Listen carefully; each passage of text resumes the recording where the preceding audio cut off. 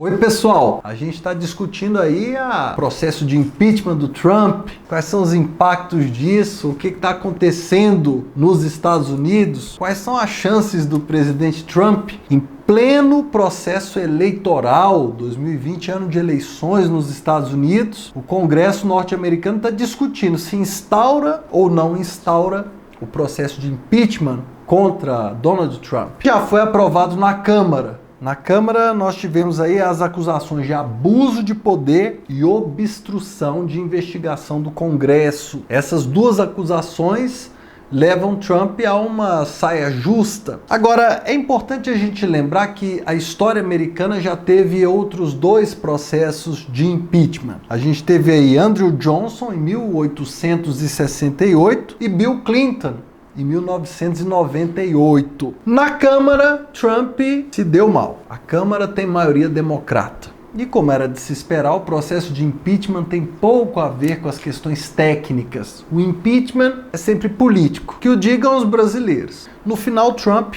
não vai sofrer o impeachment, a não ser que aconteça uma grande reviravolta nos Estados Unidos. Se a gente voltar lá para a época do Bill Clinton, em 1998, aconteceu a mesma coisa, só que ao contrário. A Câmara era de maioria republicana e pediu pela continuidade do processo de impeachment, no caso lá da Monica Lewinsky, aquele escândalo sexual. Mas o Senado era de maioria democrata e interrompeu a continuidade do processo.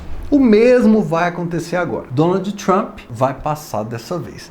Agora, por que estão pedindo esse impeachment? Segundo a denúncia, Trump teria ligado para o presidente Volodymyr Zelensky, lá da Ucrânia, e feito uma proposta indecente. Vocês sabem que a Rússia está assediando a Ucrânia. A Rússia tem fornecido armamento para os paramilitares ucranianos pró-Rússia. A Ucrânia é um país dividido.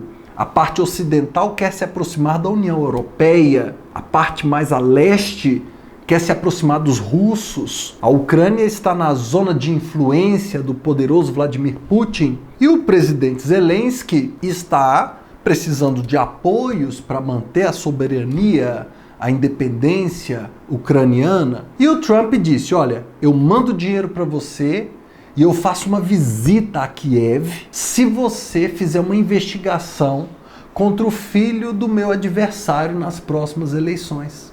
O adversário do Trump, que está em primeiro lugar nas pesquisas, é o Joe Biden, que foi vice-presidente da era Obama. O Trump pediu para que a Ucrânia investigasse o filho dele para gerar um constrangimento para ele durante a campanha agora em 2020. Imagina você é o presidente, você sabe que a sua presença vai ajudar aquele outro presidente e você tenta vender isso. Olha, se você fizer essa investigação que vai causar constrangimento ao meu adversário na próxima eleição, eu te dou uma força. Eu mando dinheiro para você, para o seu país, e ainda faço uma visita.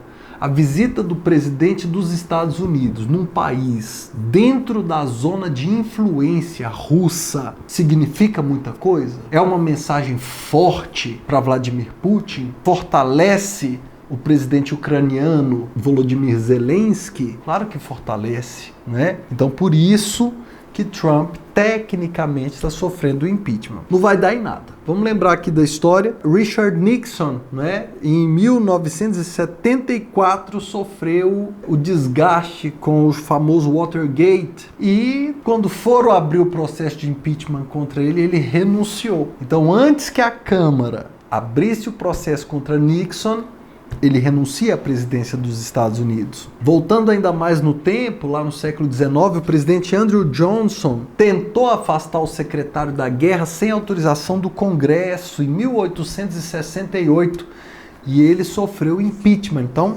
Andrew Johnson é o único presidente norte-americano a sofrer o impeachment em toda a história dos Estados Unidos. E por último, em 1998, Bill Clinton negou perante a justiça, sob juramento, que tinha tido um caso com Monica Lewinsky, sofreu impeachment, um processo de impeachment, por ter mentido no caso da Monica Lewinsky. Não pelo escândalo sexual em si. Ele acabou sendo absolvido no Senado, que tinha maioria democrata naquela época. As instituições norte-americanas, elas são instituições que provocam menos crises políticas que as instituições brasileiras. Então, em toda a história dos Estados Unidos, desde o fim do século XVIII, quando eles se tornaram um país independente, eles tiveram apenas um impeachment. O Brasil, desde 1988, teve 2 impeachments concluídos. Então, dos 5 presidentes eleitos no Brasil desde 1988, ou seja, agora faz 31 anos que a gente tem essa nova Constituição,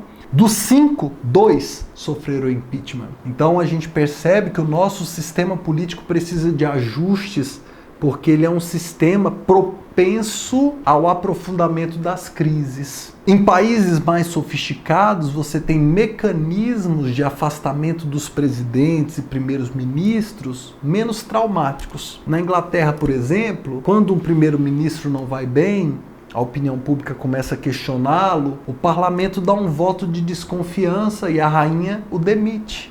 É muito mais simples. Aqui no Brasil, para demitir a Dilma Rousseff, tiveram que inventar uma condição jurídica extravagante, pedaladas fiscais. Todos os governadores e presidentes brasileiros fizeram isso. Então você tem que inventar um motivo técnico para tirar uma pessoa que não tem a menor condição política de continuar no cargo. Por que a gente simplesmente não admite na nossa lei que seja possível afastar pessoas que percam a sustentação política para exercer o governo? Seria muito mais simples. A gente não precisaria fazer nenhum malabarismo jurídico. E a gente não precisaria enfraquecer as nossas instituições e criar tantos ódios. Então, primeiro-ministro vai bem? Continua. Vai ficando aí. Até você ter sustentação política, você continua como primeiro-ministro. Você vai mal? Ganha um voto de desconfiança e vai lá dar tchau para a rainha. Né? Simples, sem trauma.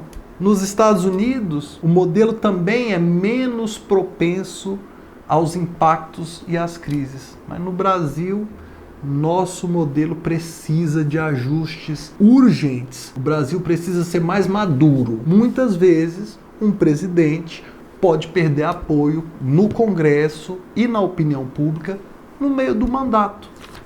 Faz parte, não é? Ele não precisa sofrer um processo tão traumático e tão violento quanto é o processo de impeachment, que paralisa o país por pelo menos 1 ano e meio. Valeu, gente!